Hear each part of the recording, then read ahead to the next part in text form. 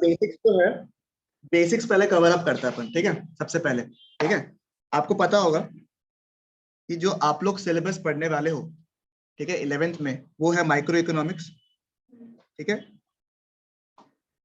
अब चैप्टर कौन से इस माइक्रो इकोनॉमिक्स में और इनमें क्या क्या टॉपिक्स आता है उसको ऊपर समझ लेते हैं। सबसे पहले जो चैप्टर, सब्जेक्ट का नाम क्या लिखा हुआ आपका, माइक्रो इकोनॉमिक्स। अब माइक्रो इकोनॉमिक्स में दो वर्ड आपको मिला है, क्या क्या मिला आपको, एक तो माइक्रो, दूसरा क्या है, इकोनॉमिक्स, ठीक है। माइक्रो का मतलब क्या है, अगर अपने को पता भी नहीं है तब भी क्या होता है, इंडिविजुअल, सिंगल, है ना। कोई एक इंडिविजुअल लेवल पे अगर अपन स्टडी करें उसको अपन क्या बोलेगा, माइक्रो इकोनॉमिक्स। इतना तो समझ में आ रहा है आप सबको। अब बात है आपको किस चीज का, इकोनॉमिक्स का।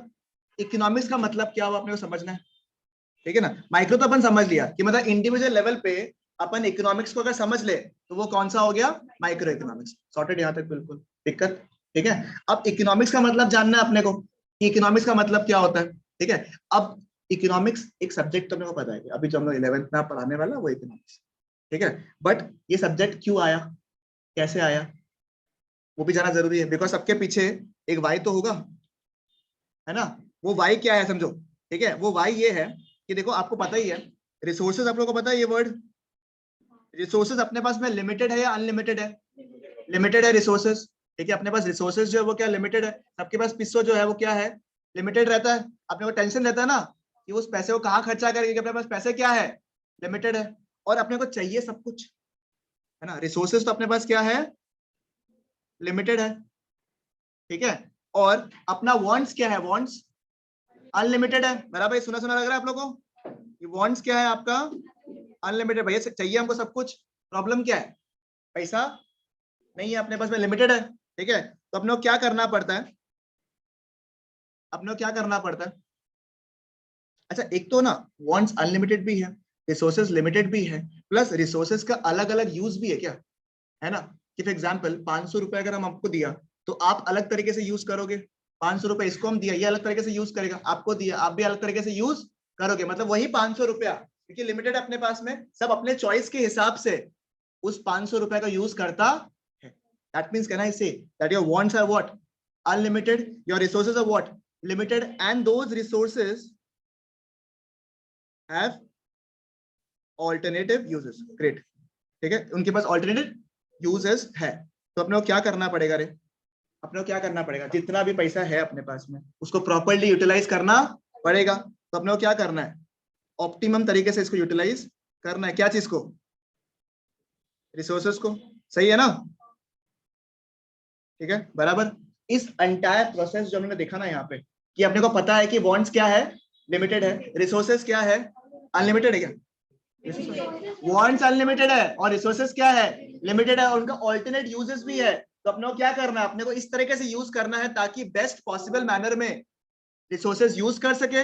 इस पूरे प्रोसेस को एक सब्जेक्ट के थ्रू हमारे ऊपर दिया गया है, वो क्या है, इकोनॉमिक्स। बात समझ में आया, मतलब इकोनॉमिक्स मेनली आया क्यों, क्योंकि जानने के लिए, क्योंकि मार्केट में भैया रिसोर्सेज तो कम ही है, वांट्स अनलिमिटेड है, तो किस तरीके से इन रिसोर्सेज को यूटिलाइज करें, ये सब्जेक्ट का स्टडी कहाँ करते हैं अपन, इकोनॉमिक्स। समझ में आया, दोनों समझ में आया। मतलब कि अगर मैं बताऊं आपको, ठीक है, कि अगर मैंने इंडिविजुअल लेवल पे रिसोर्सेज कैसे कैसे यूज करोगे समझ लिया पैटर्न में, तो मैंने माइक्रो इकोनॉमिक्स समझ लिया, सही है ना, बिल्कुल। इसलिए आपने चैप्टर सुना होगा हल्का हल्का, अगर आपको याद होगा तो, जब याद होगा या फिर आज बताने वाला हूँ, ठीक है। विल बी डिमांड सुना आपने वर्ड, इसमें क्या हो गया कि भैया एक इंसान जो है कोई सामान को कब खरीदेगा, कैसे खरीदेगा, किस प्राइस में खरीदेगा। क्या ये इस टॉपिक को इससे रिलेट कर पा रहे हो आप, बिल्कुल ना, क्योंकि ये भी रिसोर्सेज को फोकस कर रहा है, किस दाम में अपन कोई सामान को खरीदेगा, ठीक है। अब साथ में आपने कभी कॉस्ट सुना है क्या, कॉस्ट, सामान को बनाने का कॉस्ट, ठीक है, सामान को बनाने का कॉस्ट, कोई इंसान कितना रेट में या कितना प्राइस में एक सामान को बना दे। आप समझ में आ रहा है आपको बात, जो भी टॉपिक्स अपन बात, जैसे एग्जांपल सप्लाई बोल लो आप, कॉस्ट बोल लो, डिमांड बोल लो आप, ठीक है। कोई भी इस तरह के चैप्टर्स जो है वो क्या बता रहा है, आखिरकार उसका मेन ऑब्जेक्टिव क्या है, कि चाहे वो कंज्यूमर हो चाहे वो प्रोड्यूसर हो, उसकी कॉस्ट क्या हो, बिल्कुल कम हो, प्रॉफिट सबसे ज्यादा हो, और अपने जो रिसोर्सेज है वो प्रॉपर्ली अपने को सेटिस्फाई करे। सही है यहाँ तक, मुझे बताओ, बराबर क्लियर है, बिल्कुल यहाँ तक बेस समझ में आया कि चैप्टर का सब्जेक्ट का बेस क्या है आपका। और आप लोग मैक्रो इकोनॉमिक्स जो है शायद तक 1-1.5 महीना के बाद में पढ़ोगे, ठीक है, बट हल्का हल्का यहाँ पर उसका टच है यहाँ पे, ठीक है। अब माइक्रो इकोनॉमिक्स में उन्होंने क्या देखा, तो सबसे पहला अपन ने कुछ देखो, कोई भी सब्जेक्ट या कोई भी चीज एक प्रॉब्लम को सॉल्व करता है, ठीक है। इकोनॉमिक्स कौन से प्रॉब्लम को सॉल्व कर रहा है, ये वाले प्रॉब्लम को, कि भैया रिसोर्सेज तो लिमिटेड है, अपने को इस तरीके से यूटिलाइज करना है कि मैक्सिमम पॉसिबल सेटिस्फैक्शन अपने को मिल सके। सही है ना यहाँ तक, बिल्कुल सॉर्टेड यहाँ तक, बिल्कुल। अब समझो, इसको बोलते हैं बेसिक प्रॉब्लम्स। क्या बोलते हैं इसको, या फिर अपने लैंग्वेज में हम लोग बोलेगा कि भाई अपन क्यों पढ़ रहा है इकोनॉमिक्स, ठीक है। समझ में आया आपको यहाँ तक, कोई डाउट यहाँ पे, कोई इजी है ना, बिल्कुल ठीक है। अभी क्या है ना, इकोनॉमिक्स को और कैटेगराइज भी किया हुआ है। एक तो इकोनॉमिक्स समझ लिया अपन ने, ठीक है, इसको कैटेगराइज भी किया हुआ है, ठीक है। इसको कैटेगराइज ना दो तरीके से किया हुआ है, ठीक है। एक आपको किसी को पता है क्या, कंज्यूमर प्रोड्यूसर, ठीक है, कोई बात नहीं, बता बता बता।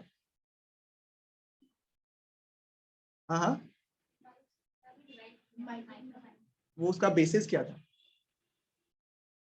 दो बेसिस के हिसाब से इकोनॉमिक्स को डिवाइड कर दिया अपन ने। इकोनॉमिक्स समझ लिया, अभी अपन अभी बेसिस जान लेते हैं, ठीक है। इकोनॉमिक्स को बेसिस में डिवाइड कर दिया ताकि अलग अलग लेवल पे अपन समझ सके इकोनॉमिक्स को, ठीक है। अब वो बेसिस किसी को याद है क्या, अरे बेसिस पूछ रहा है तुम लोग को, तुम लोग टाइप्स बता रहा हमको, बेसिस किस आधार में चीजों को डिवाइड किया गया वो पूछ रहा हूँ।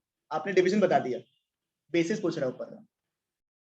मतलब अगर अपने को कोई चीज को डिवाइड करना है, कैटेगराइज करना है, तो आधार तो होना पड़ेगा ना, क्राइटेरिया, ठीक है। तो वो क्राइटेरिया क्या क्या है वो मेरे को जानने का है। हाँ, एक दिन को याद आया खाली, ठीक है, ठीक है। एक था आपका सब्जेक्ट मैटर के हिसाब से, और दूसरा भूल गया सब लोग, साइंस के हिसाब से। मतलब इकोनॉमिक्स में भी साइंस आ गया भैया, हाँ बस नाम के लिए है थोड़ा सा, ठीक है। इसमें कोई भी CO2 वो2 कुछ नहीं है इसमें। एक है सब्जेक्ट मैटर के हिसाब से डिवीजन दे दिया, और एक हिसाब से क्या दे दिया, साइंस के हिसाब से। पहले इकोनॉमिक्स समझ में आया प्रॉपर्ली क्या होता है आपको, वही दिया हुआ बुक में भी प्रॉपर्ली, बेसिक प्रॉब्लम्स दिया हुआ सबसे पहले। और प्रॉब्लम्स में क्या दिया हुआ है कि भैया अपना वांट्स क्या है, अनलिमिटेड सब कुछ चाहिए, सब कुछ, ऐसा कुछ नहीं चाहिए, मिल जाने दो भैया, सब कुछ ले लेगा हम तो, ठीक है।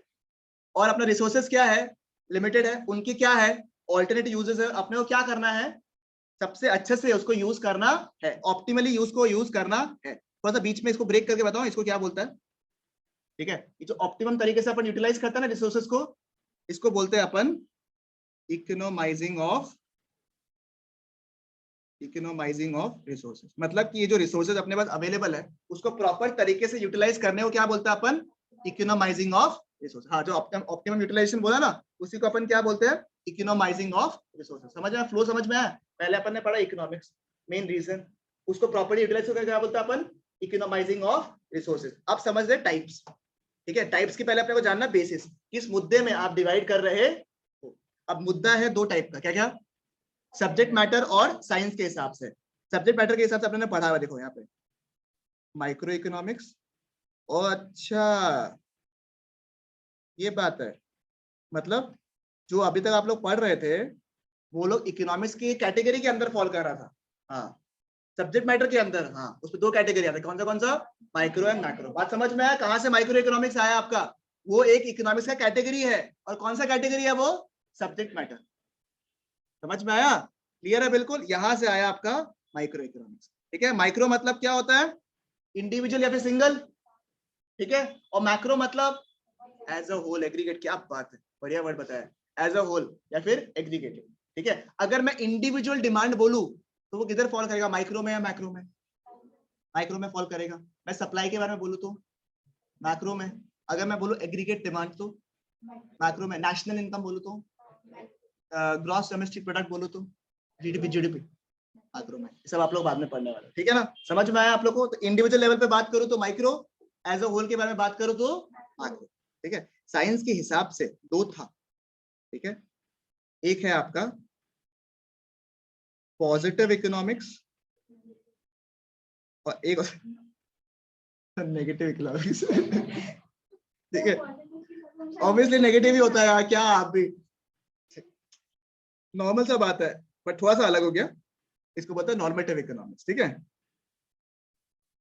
बात तो ये सही बोला मैं, पॉजिटिव तो नेगेटिव ही तो होता है, मजाक थोड़ी ना चल रहा है, ठीक है। अब पॉजिटिव में क्या था समझो, पॉजिटिव का मतलब होता है कि ये ना साइंस के हिसाब से थोड़ा डील ज्यादा करता है। मतलब what is the economic problem, इस मुद्दे में डिस्कस कर रहे हैं। मतलब कि सोचो, अगर आप बिजनेस शुरू कर रहे हो, ठीक है, तो बिजनेस का मेन ऑब्जेक्टिव क्या होना चाहिए, प्रॉफिट कमाना, पैसा कमाना, है या नहीं? सही बात है या नहीं? एकदम सटीक आंसर मिला या नहीं मिला भैया? What is the problem? आपको प्रॉफिट कमाना है। बिजनेस में अगर आपका प्रॉफिट्स कम आ रहा, आप क्या बोलोगे? और कमाओ, क्या दिक्कत है? कॉस्ट कम करो ताकि प्रॉफिट्स क्या हो, अपना बढ़ जाए, फिर सेल्स को अपना इंक्रीज कर दो। साइंटिफिक आंसर नहीं मिल रहा, साइंटिफिक आंसर नहीं मिल रहा बिल्कुल। हाँ ना, मिल रहा है ना लॉजिकली, ठीक है ना? आप बोला प्रॉफिट्स कम है, प्रॉफिट्स कम होने का दो रीजन होता है साइंटिफिकली। क्या क्या? या तो आप सेल कम कर रहे हो, या तो कॉस्ट आपका ज्यादा है। तो साइंटिफिक आंसर क्या होगा, लॉजिकल आंसर क्या होगा? आप कॉस्ट को कम कर दो और सेल्स को बढ़ा दो, तो आपका ऑब्वियसली आंसर आ जाएगा। ये हो गया क्या प्रॉब्लम है, और प्रॉब्लम का सटीक डायरेक्ट आंसर, ठीक है? What is the economic problem? क्या बोला मैंने? What is the economic problem, ठीक है? ये थोड़ा फैक्ट्स के ऊपर है, क्योंकि ऑब्वियसली हमको जानना ना मेरा सेल्स गिर गया है, कितना सेल्स गिर गया है, ताकि मेरे को तुम करेक्ट आंसर मेरे को मिल जाए। ये थोड़ा फैक्ट के ऊपर ज्यादा डिपेंडेंट है, न्यूमेरिकल के ऊपर ज्यादा डिपेंडेंट है ये, ठीक है? कौन सा? पॉजिटिव इकोनॉमिक्स, ठीक है? और नॉर्मेटिव पता है क्या होता है? इसमें एक वर्ड आता है what ought to be. Ought मतलब होता है होना चाहिए। एग्जाम्पल, तुम बिजनेस कर रहे हैं, ठीक है? इस बार क्या हुआ, तुम बिजनेस किया तो आप डोनेशन भी कर देते हो, उसके चक्कर में अगर प्रॉफिट थोड़ा कम हो गया, तो पॉजिटिव इकोनॉमिक्स क्या बोलेगा? मत करो, प्रॉफिट क्या हो रहा है? कम। बट आप मुझे बताओ, सिर्फ और सिर्फ लॉजिक के हिसाब से, सिर्फ और सिर्फ साइंस के हिसाब से क्या अपन बिजनेस कर सकता है? नहीं। कुछ तो सेंटिमेंट्स भी होता है, कुछ तो नॉर्म्स भी होता है, कुछ तो एथिक्स भी होता है ना। कुछ तो एथिक्स है यार जो हम लोग मेंटेन करेगा कि यार किसी को एकदम ओवर वर्क करा के और कम पेमेंट करा के अपना प्रॉफिट तो हो जाएगा, बट क्या अपने को मेंटल सेटिस्फेक्शन मिलेगा? क्या as business owners should be cut down the people's cost?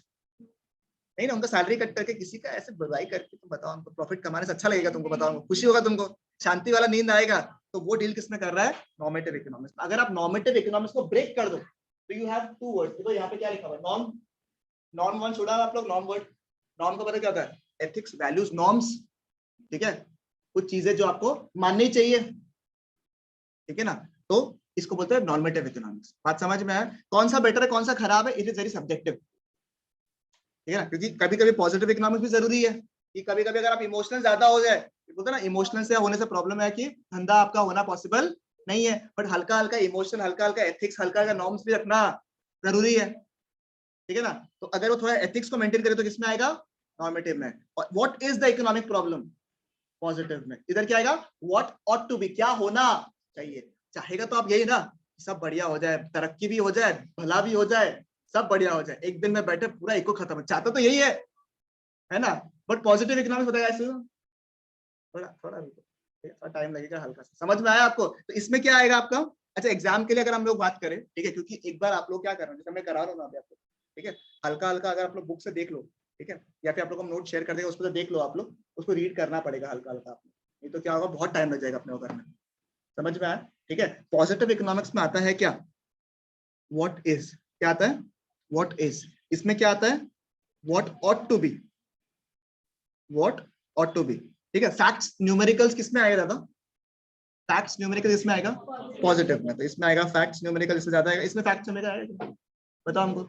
अब ये हर्ष है, एक दिन को किसी को बहुत पसंद करता है, ये बता भाई कितना पसंद करता है? या कि भैया ये तो कोई बात ही नहीं होता ना, आपको क्या पता, ठीक है, हमको कितना पसंद है। वो किसमें आ गया? नॉर्म्स में आ गया ना, ठीक है ना, क्वांटिफिएबल नहीं है। तो यहाँ पे फैक्ट्स एंड फिगर्स आएगा क्या? नहीं आएगा, ठीक है, चलेगा, ठीक है। ये थोड़ा साइंस के हिसाब से है क्या? ठीक है, थोड़ा साइंटिफिक लॉजिक के हिसाब से है क्या ये, है ना? यहाँ पे थोड़ा सा कम है, यहाँ पे किसके ऊपर है? नॉर्म्स और एथिक्स के ऊपर। आप ऐसा अलग अलग क्यों लिख रहे हैं? बिकॉज में दोनों में डिफरेंस आने का चांसेस रहता है। आपका पहला इंपॉर्टेंट क्वेश्चन, ठीक है। अच्छा, ऐसा नहीं कि माइक्रो और मैक्रो में पूछ नहीं सकता, आप पूछ तो सकता ही आप, ठीक है। माइक्रो एंड मैक्रो का डिफरेंस या टाइप्स पूछ सकता है आपको, या फिर positive and normative economics. Micro का मतलब क्या हो गया, अगर हमको याद करना है, हमको अभी पॉइंट्स आप लोग देखोगे तो आप फिनिशिंग करोगे, ठीक है। बट इकोनॉमिक्स अगर हमको ऐसा पूछेगा कि भैया इकोनॉमिक्स का मतलब क्या है, बेसिक प्रॉब्लम क्या है, तो अपने को 3 बेसिक प्रॉब्लम पता है, क्या क्या? Human wants are unlimited, resources to satisfy them are limited, and they have alternate uses. तो हमें क्या करना है? इकोनोमाइजिंग ऑफ रिसोर्सेज, यानी कि जो रिसोर्सेज है उसको प्रॉपर्ली और एफिशिएंटली यूटिलाइज करना है। कैटेगरी 2 टाइप का था, सब्जेक्ट मैटर और साइंस के हिसाब से। कभी कभी एग्जाम में पूछता है क्वेश्चन, कैसे पता आपको? किसी को माइक्रो और मैक्रो में लिखने में कोई डिफिकल्टी होगा क्या आपको? बट इस तरीके से अगर सवाल पूछे आपको, categorise the types of economics on the basis of subject matter of economics, तो वहां थोड़ा सा लगता सब्जेक्ट मैटर क्या था, ठीक है। तो अभी समझ में आया, वो सब्जेक्ट मैटर में 2 आता है, क्या क्या? Micro and macro. अगर डिफरेंशिएट करने बोला आपको, माइक्रो मतलब इंडिविजुअल, मैक्रो मतलब एज अ होल या फिर एग्रीगेट। समझ में आया आपको? इंडिविजुअल वांट्स, इंडिविजुअल डिमांड के ऊपर फोकस करे तो कौन सा फैक्टर हो गया? Micro. As a whole GDP, national income का बात करें तो मैक्रो। और सवाल ज्यादा पूछने का इसमें पॉजिटिव और नॉर्मेटिव। उसमें से भी कभी कभी नॉर्मेटिव दिख रहा है आप लोगों को? नॉर्मेटिव ये अलग से भी पूछता है आपको, ये थोड़ा अलग है ना। पॉजिटिव इकोनॉमिक्स तो फिर भी थोड़ा सुना सुना लग रहा है, नॉर्मेटिव थोड़ा अलग है। तो नॉर्मेटिव इकोनॉमिक्स क्या बताता है आपका? What ought to be done. ठीक है, ये नॉर्म्स एथिक्स को कंसिडर करता है। चलेगा ना? समझ में आया आपको? कैलकुलेशंस वगैरह, फैक्ट्स वगैरह को थोड़ा सा कम रिगार्ड में रखता है। समझ में आया आप लोग को? क्लियर है बिल्कुल यहाँ तक? कोई डाउट? बताओ, चलेगा ना? पक्का? ठीक है, ये हो गया आपका बेसिस। ठीक है, अब इसके बाद में समझो, तो क्लियर है ना? बिल्कुल कोई दिक्कत तो नहीं हो रहा है? ठीक है,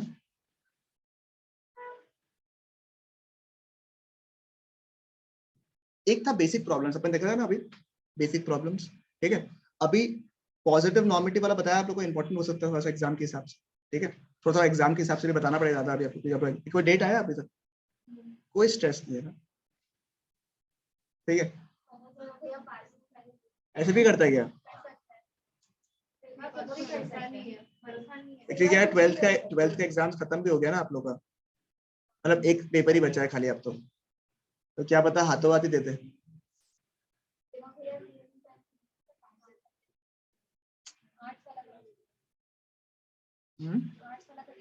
दे दिया? कब दिया? 4 मई?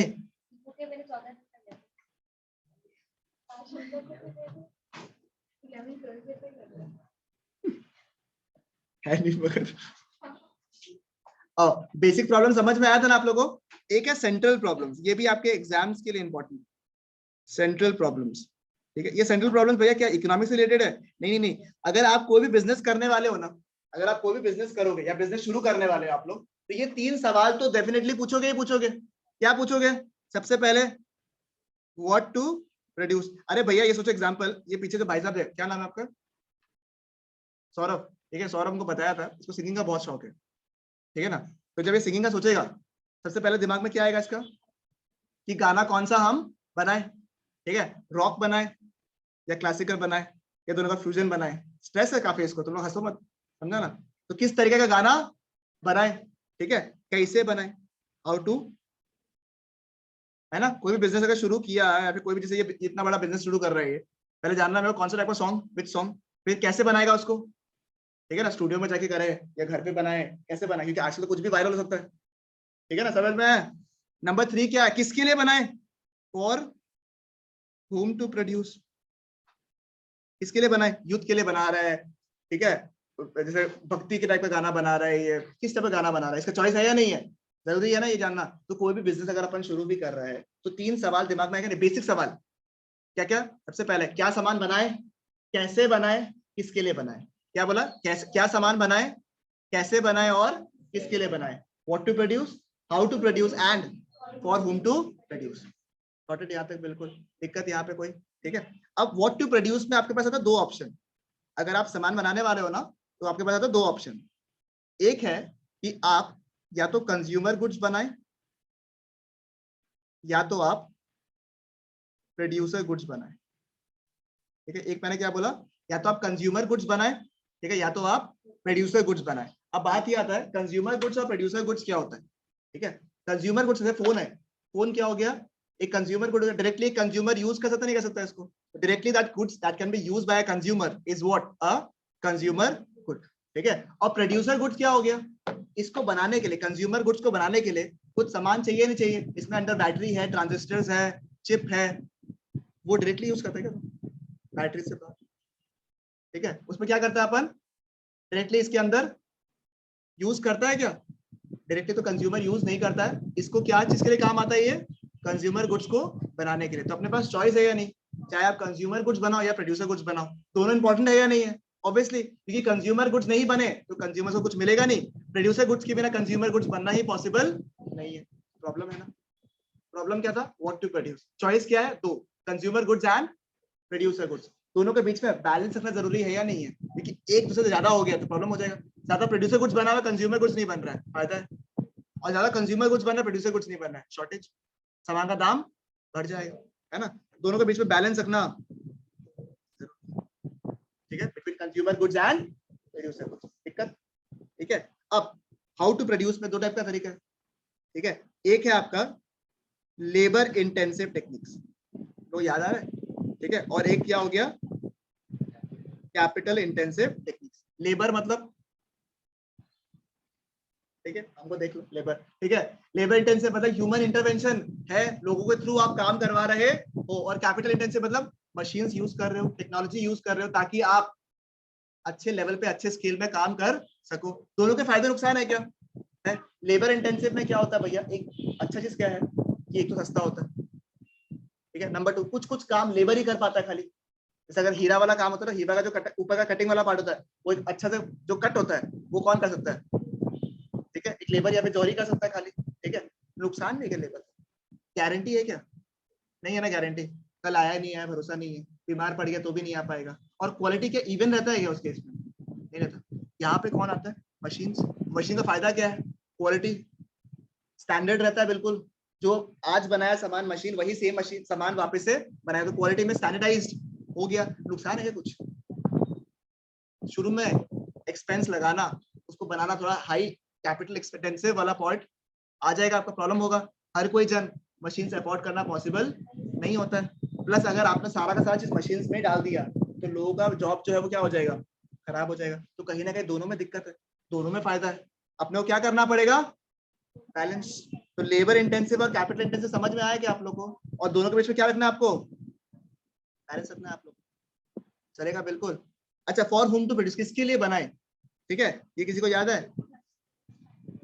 पर्सनल डिस्ट्रीब्यूशन बोलता है, और एक के बता रहे हैं, ठीक है, पर्सनल डिस्ट्रीब्यूशन और फाइनल डिस्ट्रीब्यूशन, समझो, ठीक है।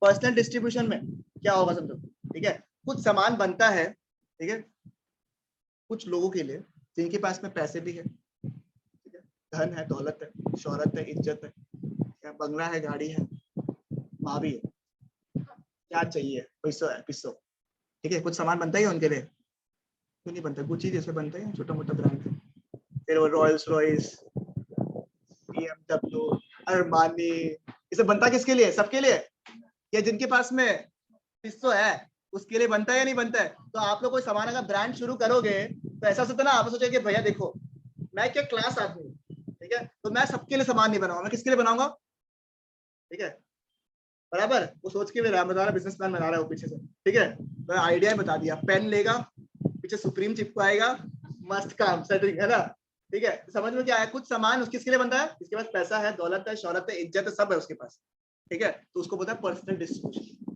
ठीक है, इंग्लिश बताऊंगा क्या आता है इसका, ठीक है। और एक होता है नमक, सबके लिए बन रहा है नहीं बन रहा, खून पसीना एक करके अपन खाना पीना खा रहा है, अपने लिए भी सामान बनना चाहिए नहीं बनना चाहिए, है ना, वो क्या हो गया पर्सनल डिस्ट्रीब्यूशन, ठीक है, जो कि नॉर्मल आम आदमी के लिए सबके लिए सामान बन रहा, इसको बोलेंगे अपन फाइनल, अच्छा मैंने वापस उल्टा बोला है, फाइनल डिस्ट्रीब्यूशन सर, ठीक है, फाइनल या फिर फंक्शनल डिस्ट्रीब्यूशन, ठीक है। इसमें लैंग्वेज क्या समझे इसमें, ये वाला एग्जाम के लिए इंपॉर्टेंट है, ठीक है, अगर स्पेसिफिकली अगर पूछे, ठीक है, अगर एक थोड़ा सा एग्जाम के हिसाब से बता देता तो central problems as a whole आपको पूछ सकता है, ठीक है ना, या फिर अगर स्पेसिफिकली सेंट्रल प्रॉब्लम में पूछता है ना आपको तो ऐसे पूछता है, explain for whom to produce as a central problem of the, ठीक है, उसमें तो दो टाइप का डिस्ट्रीब्यूशन, क्या क्या, पर्सनल एंड फाइनल या फिर फंक्शनल। जैसे अपन पर्सनल डिस्ट्रीब्यूशन का सुनो, लैंग्वेज सुनो, दोज लोग जो लोग national income of a country में कंट्रीब्यूट करते हैं उनको अपन बोलेंगे पर्सनल डिस्ट्रीब्यूशन। अब national income of the country में कौन कंट्रीब्यूट करे, जिनके पास में समझ में आया डायरेक्ट लिंक, ठीक है, जिनके पास पैसा है जो नेशनल इनकम में कंट्रीब्यूट करता है उनके लिए भी सामान बनना चाहिए नहीं बनना चाहिए, बिल्कुल, उस टाइप का डिस्ट्रीब्यूशन को क्या बोलता है, पर्सनल डिस्ट्रीब्यूशन, ठीक है।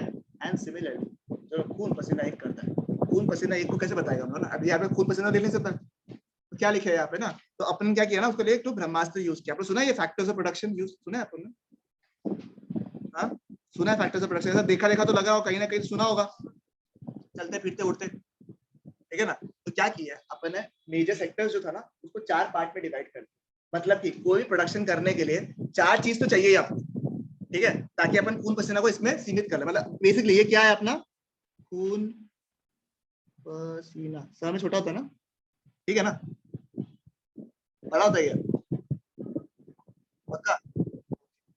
इसका देवेश का बात मान रहे हैं, पसीना में बड़ा लिख रहा है, पसीना, हाँ सही बोला, ठीक है, खून पसीना, समझ में आया।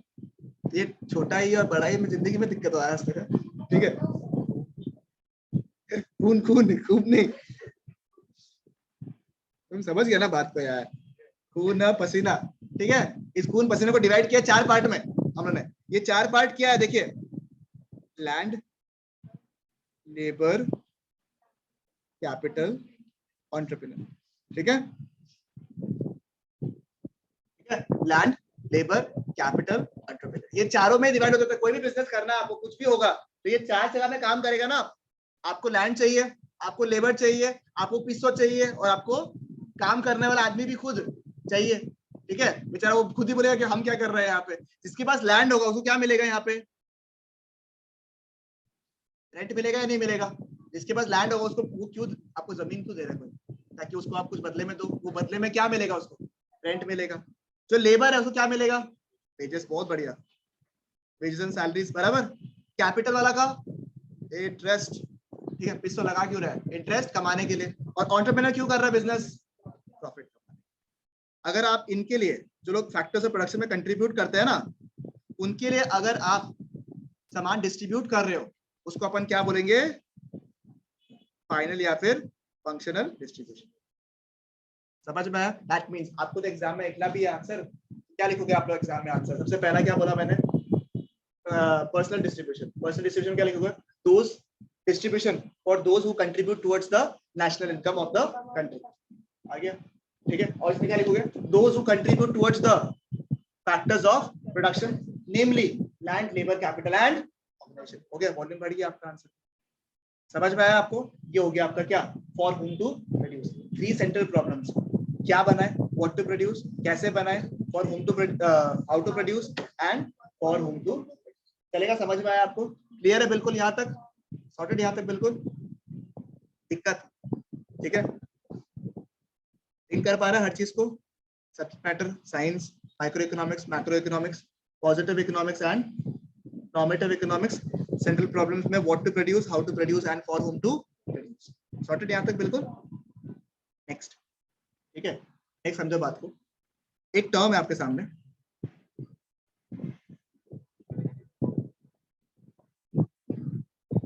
ठीक है, ये भी 1 मार्क का सवाल पूछा जाता है लोग, ठीक है। अपॉर्चुनिटी कॉस्ट, ठीक है। अपॉर्चुनिटी कॉस्ट में समझो क्या होता है, ठीक है। आपको एग्जाम्पल से समझा जाता है ये वाला पार्ट को, ठीक है, तुम लोग को याद है, ठीक है। एग्जाम्पल समझो, ठीक है। सोचो आप वो क्या बनना है, लॉयर, ठीक है, एक लॉयर है, नाम क्या आपका, वंशिका, हाँ ठीक है, वंशिका,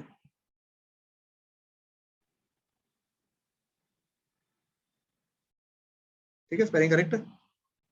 वंशिका है, लॉयर है, ठीक है। अब जब इसने लॉ कंप्लीट कर लिया तो इसके पास में चॉइस है, क्या चॉइस होगा, या तो तुम खुद का लॉ फर्म खोल लो, ठीक है, self law firm,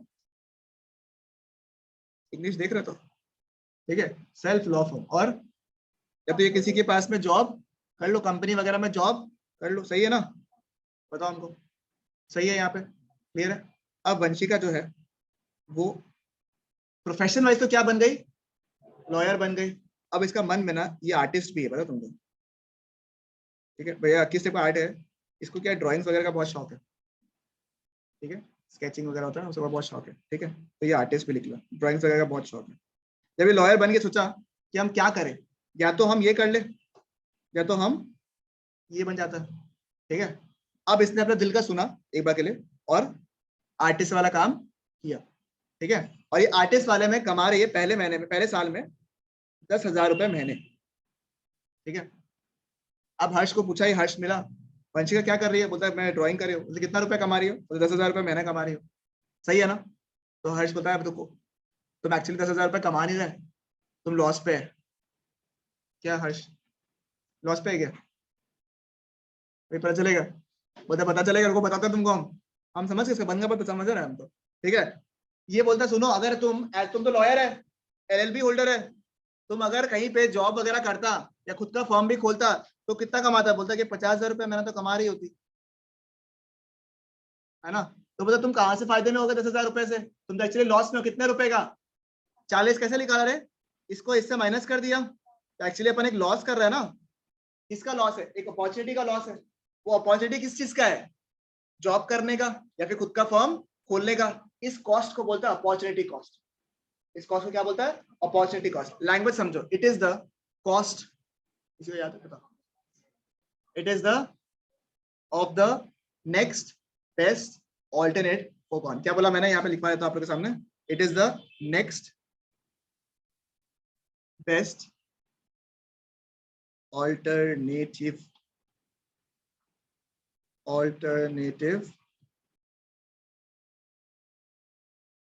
it is the next best what alternative for कौन।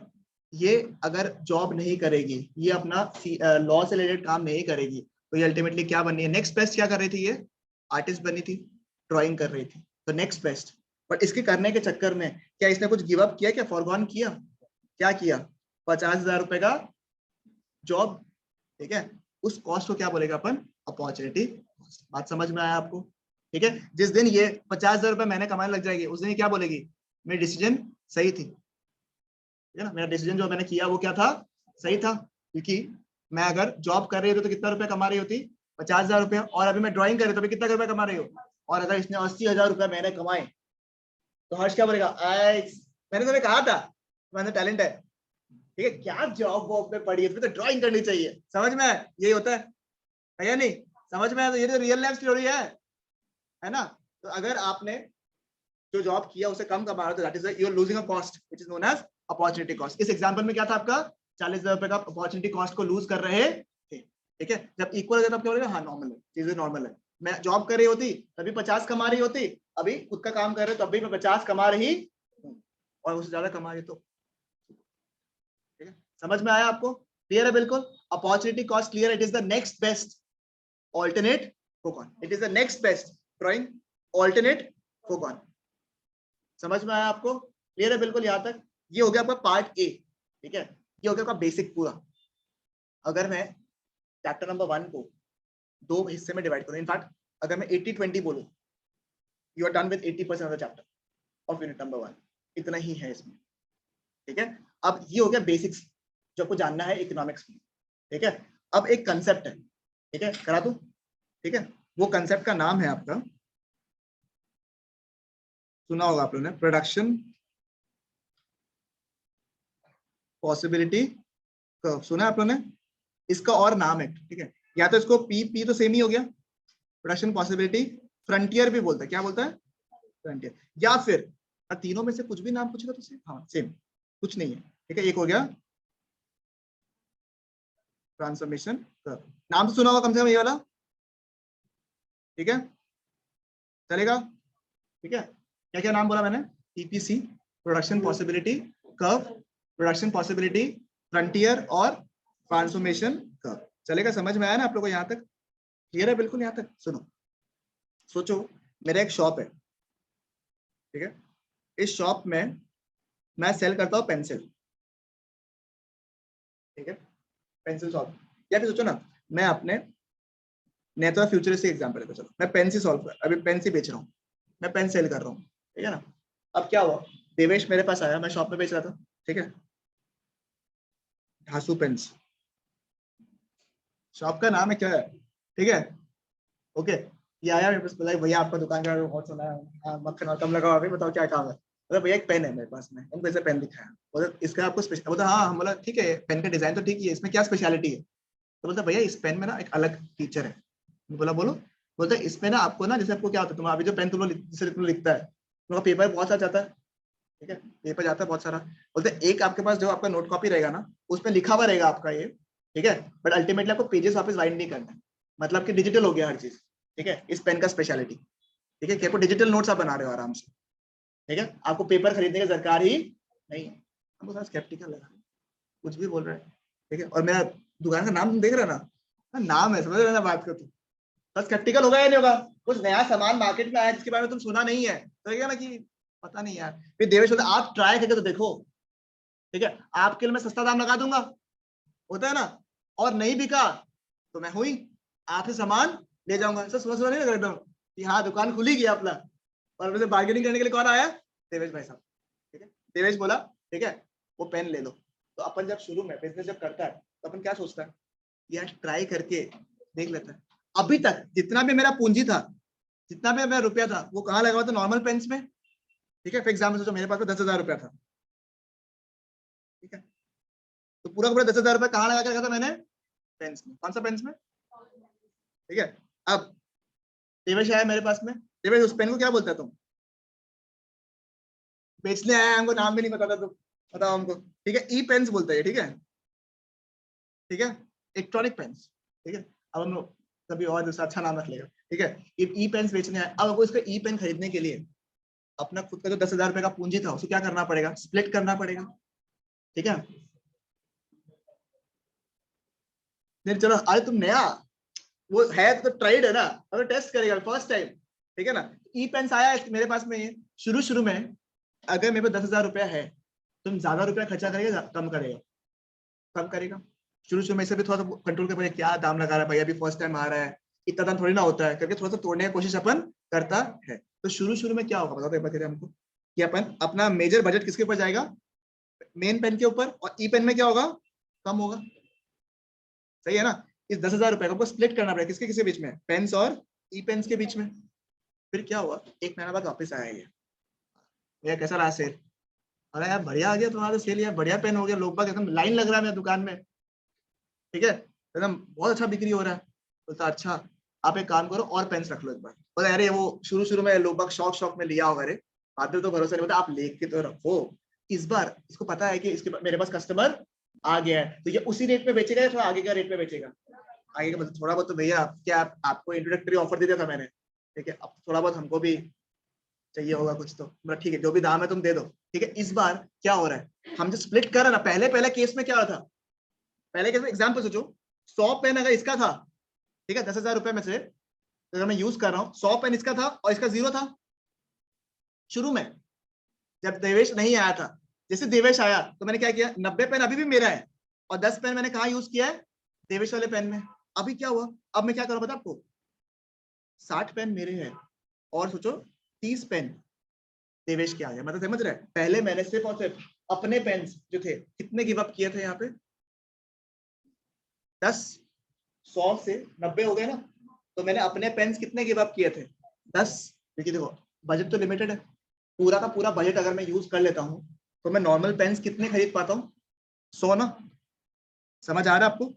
ठीक है, अगर मैं पूरा का पूरा 10,000 रुपए को यूज कर लेता हूँ तो नॉर्मल पेन्स कितना खरीद पाता हूँ? 100। और इसका तो अभी तक आया ही नहीं। ठीक है, टीवी जब शुरू शुरू में आया तो मैंने अपना बजट को थोड़ा थोड़ा सा, कौन से वाले बजट को? पेन्स वाले बजट को, उसको कहाँ यूज किया? देवेश वाले पेन में, ई पेन में यूज किया मैंने। कितना गिव अप किया मैंने यहाँ पे? हाँ, गिव अप कितना किया मैंने? 10 का। अब क्योंकि इसका नाम होने लगे ना, ब्रांड नेम होने लग गया, तो अब क्या दाम बढ़ा दिए ये, तो हमको अब क्या करना पड़ रहा है, सामान खरीदने के लिए गिव अप ज्यादा करना पड़ रहा है क्या? इसको 20 कर देगा एक बार के लिए हम, चलेगा? ठीक है, तो अब पहले तो हमको 10 पेन के लिए सिर्फ 10 और सिर्फ 10 पेन को गिव अप करना पड़ा था, बट अभी कितना गिव अप करना पड़ा रे? 30। दिख रहा है क्या आपको? दिख रहा है कैसा हो गया ये? समझ में आ रहा है ना आपको? ठीक है, अब क्या बता आपको, ये वापस आया मेरे पास में और इधर तो बिक्री बढ़िया होने लगी है इसका सामान। ठीक है, ये इसको समझ में आ गया। ठीक है, ये बोलता भैया सामान लोगे? बोला हाँ दे दे, जरकार तो है ही, थोड़ा दाम ज्यादा लगेगा इस बार, मार्केट में अपनी पड़क आ गई है। ठीक है, तब क्या होगा सोचो एग्जाम्पल, इस केस में क्या बता, ये आप मेरे पास हमको ये अच्छा खासा रुपया लेके चला गया रे। ठीक है, अब मेरे पास इतना ही बजट बचा कि मेरे पास 20 पेन तो अपना खुद का रह गया और इसका कितना रहा? 30 पेन। इस पर कितना गिव अप कर रहे रे? 40 का गिव अप कर रहा। दिख रहा है ये लोग, देख रहे तुम कैसे कैसे लोग हैं। ठीक है, उसके बाद पता तुमको क्या हुआ? ठीक है, ये बोलता है कि भैया आप एक काम करो, पूरा का पूरा, अब ये सोचता कि ना पूरा का पूरा जो है देवेश का पेन ही ले लेता है पूरा। ठीक है, तो ये हो गया 0। ठीक है, और इसका कितना हो गया सोचो 40। ठीक है, समझ में? इस बार कितना गिव अप किया अपन ने? 20। ठीक है, थोड़ा फिगर में अलग गलती है। ठीक है, थोड़ा फिगर चेंज करते हल्का सा, गिव अप वाला पार्ट। ठीक है, क्योंकि ना अपन शुरू शुरू में कम गिव अप कर रहा था, फिर बढ़ने लग गया था। अच्छा ऐसे कम हो गया, थोड़ा ठीक कर दे इसको हल्का सा, इसको मैं ऐसे कर दूं 20, 30, 40 चलेगा? डेटा ठीक कर लूँ क्या एक बार? डेटा ठीक कर दूं? डेटा ठीक कर दो चलो। पहले केस में क्या था 90 और ये क्या था 10, फिर क्या होता 70 कर दे इसको अपन, ठीक है, ये कितना हो गया 20, फिर कितना होगा आपका यहाँ पे 50 नहीं 40 ना, 40 और 30, और ये कितना हो गया 0 और 40। बताओ हमको आज कर रहा है ये, एक वो वापस रिकॉल कर लेते हैं इस वाला पार्ट को। पहले अपना पूरा का पूरा पैसा किसमें लगा रहे थे, पेन्स को खरीदने के लिए, और ई पेन्स बिल्कुल भी खरीदे हुए नहीं थे। अपना बजट कितना था, ठीक है, पूरा का पूरा पैसा अपन कहाँ लगा रहा था, पेन्स में। फर्स्ट टाइम मैंने देवेश का पेन को ट्राई किया तो उसने मुझे कितने पेन्स दिए, 10 पेन दिए, और उसके बदले मुझे गिव अप कितना करना पड़ा, अपने करंट को 10 पेन को, ठीक है। अब उसके बाद क्या हुआ, देवेश का नाम, देवेश का पेन का नाम मतलब बढ़ने लग गया, तो अब हमको पहले से ज्यादा गिव अप करना पड़ रहा है नहीं पड़ रहा है, कितना मैंने कितना गिव अप किया 20, और बदले में मिला कितना मुझे, सिर्फ 10 पेन, फिर और सारा नाम होने लग गया तो और गिव अप करना पड़ा कितना 30, और पेन अभी भी कितना मिल रहा है 10, और अब वापस बहुत भाव बढ़ रहा है तुम्हारा देवेश, ठीक है, कितना गिव अप करना पड़ रहा है अपने को 40, और मिल अभी भी कितना रहा है अपने को 10 पे, ठीक है। इसको अगर मैं एक चार्ट में पोर्ट्रे कर दूंगा, ठीक है, इस चीज को, ठीक है, इसको अपन बोलेगा पीपीसी कर, क्या बोलेगा अपन, ईपीसी कर, ठीक है। अब समझो ये गिव अप जो लिखा हुआ साइड में, ये गिव अप अच्छा लग रहा है दिखा हुआ, हाँ, ये गिव अप बोल रहा था, इकोनॉमिक्स पढ़ रहा था, कुछ तो टेक्निकल वर्ड आना चाहिए ना, ऐसे मजाक थोड़ी ना चल रहा। बताओ इस गिव अप को बोलता है अपन, क्या बोलता है, सैक्रिफाइस। वाह, बड़े अलग बताया तुम, ठीक है, बताओ सैक्रिफाइस बोलेगा, याद नहीं है हीरो को, ठीक है, इसको बोलता है मार्जिनल अपॉर्चुनिटी कॉस्ट, ठीक है, मेरे प्यार से बोलेगा एमओसी, ठीक है, बराबर। अब एमओसी का सी कट गया, कोई बात नहीं, समझ गया ना आप लोग, ठीक है, मार्जिनल अपॉर्चुनिटी कॉस्ट, मतलब ये ऐसे गांव को गुमराह करने के लिए है ये वर्ड, ठीक है। एमओसी मतलब अपने केस में क्या, गिव अप या फिर सैक्रिफाइस, समझ में आया, ठीक है, ओके। अब इसका एक और नाम आप सुनोगे एग्जाम के लिए, बहुत ही इंपॉर्टेंट, एमआरटी, सुना आप लोगों ने ये वाला वर्ड, नहीं सुना तभी सुन लो, ठीक है।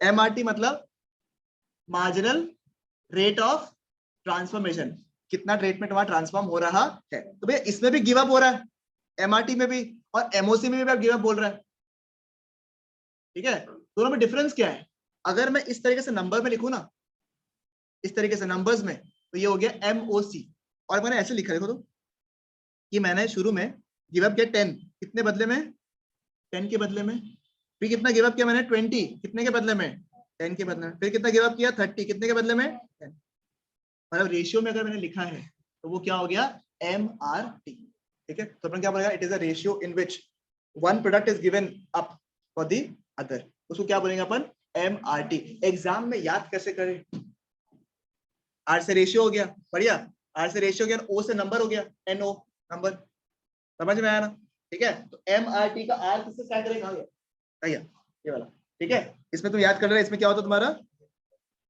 रेशियो में, और ये वाला क्या हो गया तुम्हारा, ओ से आ गया तुम्हारा नंबर्स, एनओ, ठीक है, समझ में आया आपको, मतलब कि दोनों ही चीज क्या बता रहा है आपको, गिव अप ही बता रहा है, एक नंबर्स में बता रहा है, दूसरा आपका रेशियो में बता रहा है। चल यहाँ तक बिल्कुल दिक्कत यहाँ पे, ठीक है। इसका कर्व कैसे होता है,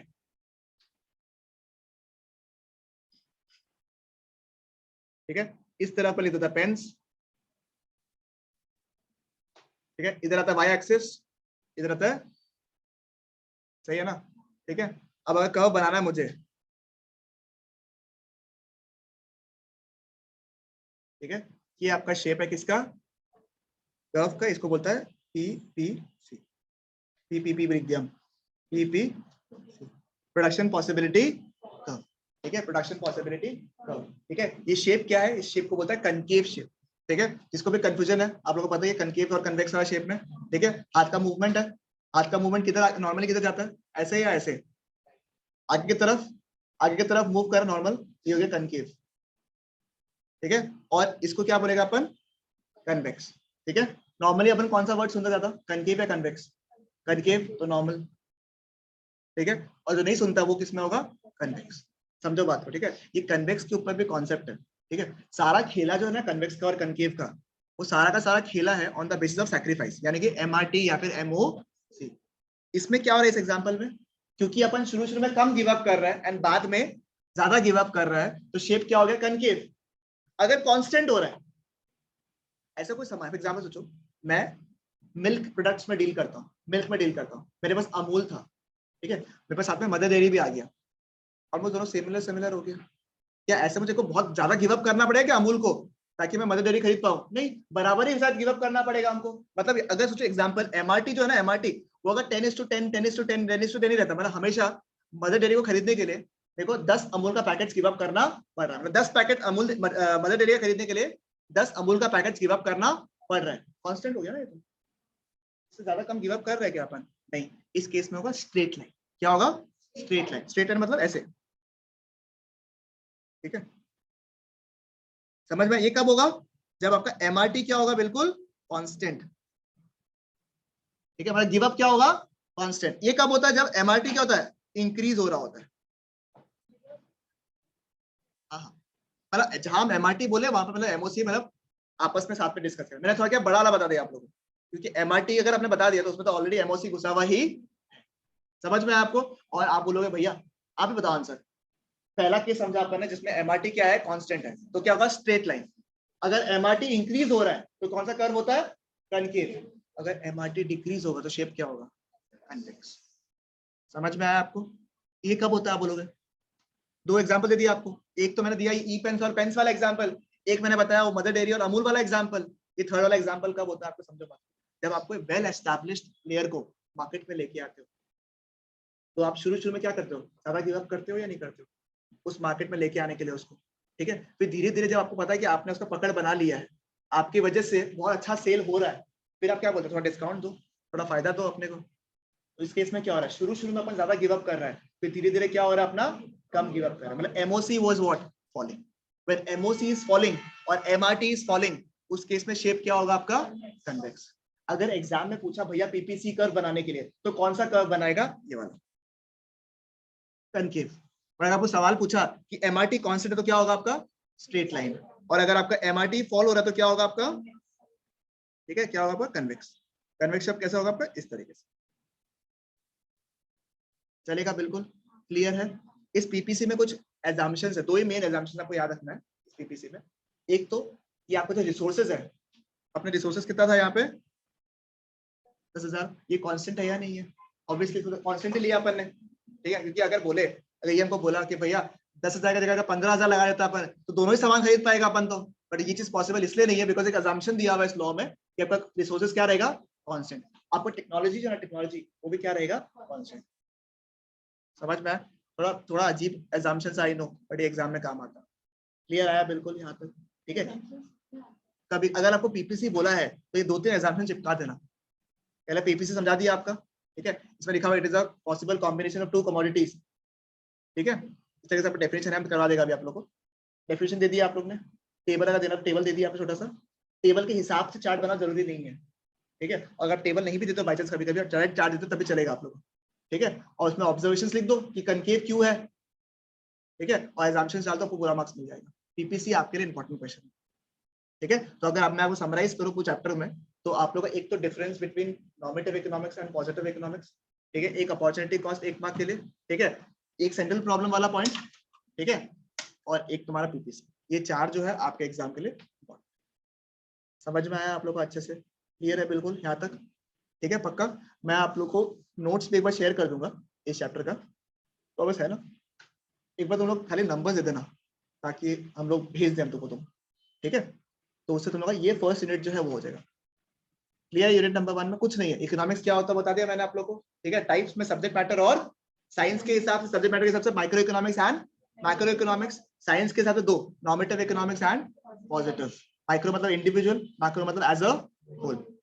नॉर्मेटिव में क्या आता है? नॉर्म्स, एथिक्स ये सब, और पॉजिटिव में क्या आता है? एज अ साइंस के हिसाब से ये है व्हाट इज द प्रॉब्लम, और इसमें क्या? What ought to be the economic problem, ठीक है। उसके अलावा और क्या है इसमें? और क्या है? बेसिक प्रॉब्लम्स डिस्कस कर लिया, फिर टाइप्स डिस्कस कर लिया, फिर सेंट्रल प्रॉब्लम्स।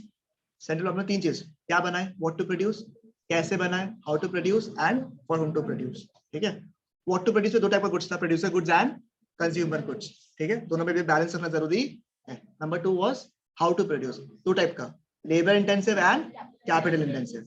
नंबर 3 क्या था आपका? पर्सनल डिस्ट्रीब्यूशन और मतलब for whom to produce, personal distribution and functional distribution. Personal distribution में क्या था? जो नेशनल इनकम में कंट्रीब्यूट करते हैं, फंक्शनल में क्या था आपका, जो factors of production, land, labour, capital, organisation में कंट्रीब्यूट करते, चलेगा आपका। फिर अपॉर्चुनिटी कॉस्ट क्या था, it is the next best alternate coupon, it is the next best alternate coupon, समझ में आया आपको। एंड लास्ट कौन सा था, पीपीसी। पीपीसी क्या था, कॉम्बिनेशन ऑफ टू कमोडिटीज जब प्रोड्यूस करना है, ठीक है, with the given resources and given technology. It is a possible combination of to commodities, ठीक है, of any two commodities which can be produced using the given resources and given technology। समझ में आया। General shape क्या होता है आपका, concave होता है, because MRT is what, increasing। अगर MRT कांस्टेंट रहा तो क्या होगा, स्ट्रेट लाइन, एंड अगर MRT फॉल हुआ तो क्या होगा, कन्वेक्स। उस पे एग्जाम्पशन हल्का सा दिया हुआ, इतना ही आपको करना है, ठीक है। It is more than sufficient for your exams, चलेगा बिल्कुल। यहाँ के लिए आज होल्ड करें इसको, because you already have a lot of data, एक चैप्टर कंप्लीट कर लिया आपने, ठीक है, स्मूथ था बिल्कुल।